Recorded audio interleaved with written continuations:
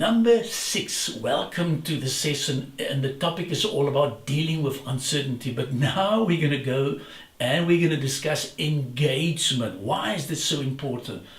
Because if you're not fully engaged, something is going to happen, your personal life and your marriage life and all these type of things. But remember, before we move on to our 5 key principles: reflect, to replace, and rewrite, and revisit, and reactivate. Very, very important. And make it your ambition to have a quiet time during this specific period. I want to start with engagement, with my story. I was in Nigeria, and it was with ShopRite Checkers. And what we normally do during the morning session, we were just having quiet time. And me and my friend, we were in the boardroom having, a short devotion. And I said to him, listen, I'm not sure if we're welcome here, but let's use the room. And the next moment, somebody opened the door. And I said, sorry, I apologize. And he said, that's okay. And then he moved out. But guess what happened? In the afternoon, I realized that's the same guy. So I decided I'm going to ask him an MBA question. I said, how was the day? And what are things that you've learned?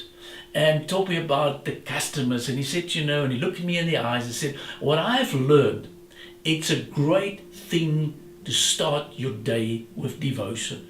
So I'm asking myself, how do you engage during the mornings and the evenings with your loved ones and your families? Now, engagement is about 5, 6 different steps. The first one is, I want you and us and where we go to be fully engaged. But sometimes something happened, and then we call it's a phase like disappointment.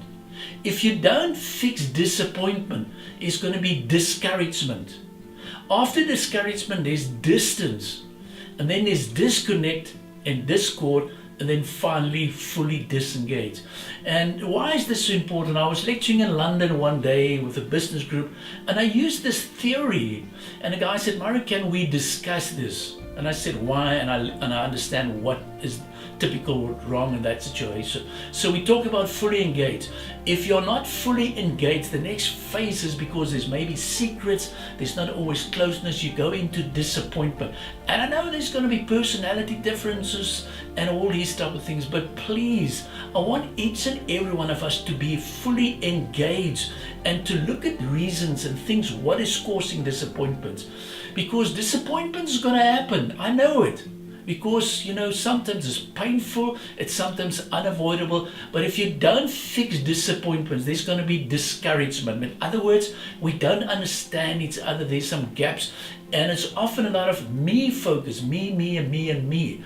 But we need to move on, because if you don't fix that, there's a distance.